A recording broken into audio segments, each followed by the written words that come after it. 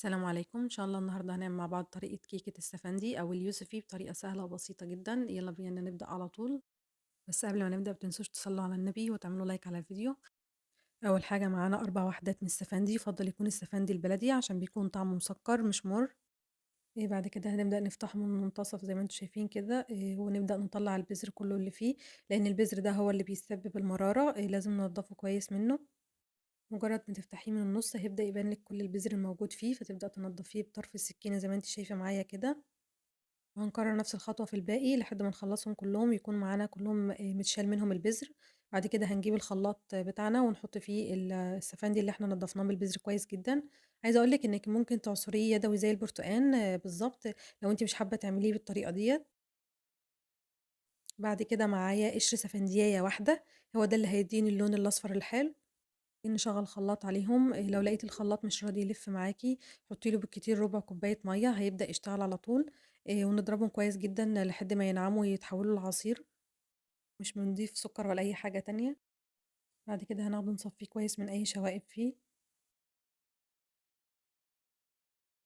وبقى كده معانا كوباية من عصير السفندي. نبدأ نحضّر بقى الكيك، أول حاجة معانا 3 بيضات بدرجة حرارة المطبخ، طبعًا معاهم فانيليا، وكوباية وربع من السكر، ونبدأ نشغّل عليهم الخلاط ونضربهم كويس جدًا لحد ما لون الخليط يفتح. والسكر يكون داب كويس جدًا. بعد كده هنزوّد عليهم كوباية إلا ربع من الزيت، ممكن نعمل خليط ما بين الزبدة والزيت ونضربه مع بقية المكونات.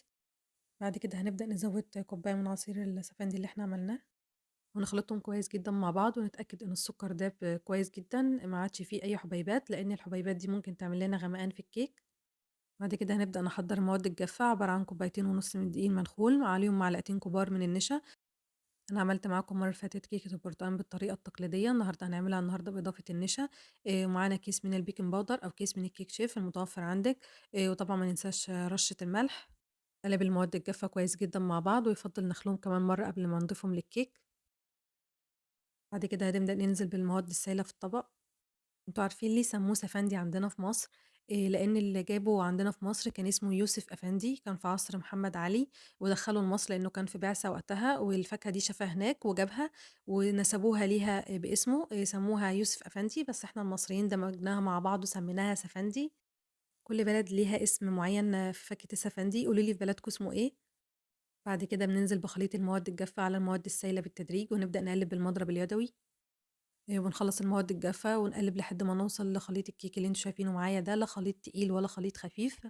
لو لقيتِ القوام معاكِ تقيل خفّفيه بشوية عصير، لو لقيتيه خفيف بتزوّدي دقيق لحد ما توصلي للقوام ده، لإن طبعًا بيفرق في حجم البيض اللي أنتِ حاطاه، وبيفرق كمان في نوع الدقيق من حيث امتصاصه للسوايل. بعد كده باقلّبه تقليبتين بالمعلقة السيليكون وأتأكد إن ما فيش أي بواقي من الدقيق، وباكون مجهّزة صينية متبطّنة بزيت ودقيق أو زبدة ودقيق، وبانزّل فيها خليط الكيك. الصينية الأوسط في طقم الصواني المستطيلة، ممكن كمان تحطيه في مقاس 26. بعد كده بتدخل الفرن على درجة حرارة 180، ما تفتحيش الفرن قبل 35 دقيقة. بعد كده بنختبرها بعصاية الشيش طاووق أو خلة سنان من المنتصف، لو طلعت نضيفة يبقى كده استوت، لو لسه فيها عجين يبقى لسه محتاجة وقت. بعد كده بعد ما صبيت الخليط خبطتها كذا خبطة كده عشان أطلّع فراغات الهوا. ولزيادة التأكيد باعملها بعصاية الشيش طاووق رايح جاي كده عشان أتأكد إن ما فيش أي فراغات في الهوا. هي بتاخد في الفرن حوالي من 40 ل45 دقيقة حسب الفرن بتاعِك. كده بنسيبها تهدى وبعدين نقطّعها، بس أنا قطّعتها وهي سخنة. عايزة أقول لكم إن النشا ادّاها قوام مرتفع أكتر، وكمان مدّيها هشاشة عن الطرق العادية. اللي متعوّد على الطريقة العادية هيحس إن في اختلاف في الكيك. قولوا لي أنتم بتفضّلوا أنهي طريقة؟